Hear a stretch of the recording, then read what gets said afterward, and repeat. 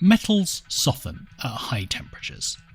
That's Materials Science 101, right? Well, it's not actually always true.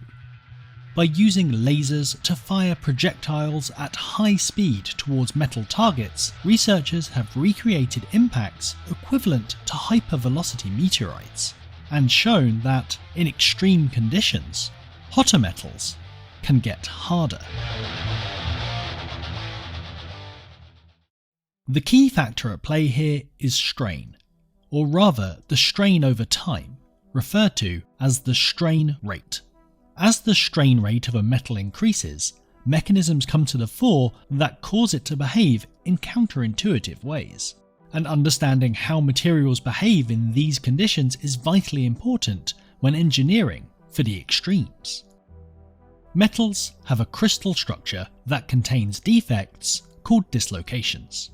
When this lattice is deformed at low strain rates, these dislocations are able to move through the metal.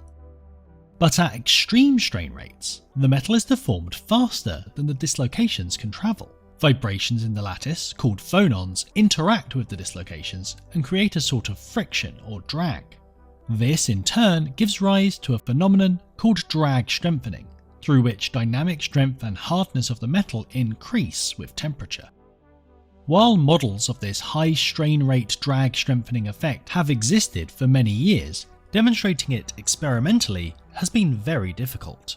But new advances in optically driven microballistics have changed that, essentially allowing the researchers to create minuscule laser-powered bullets.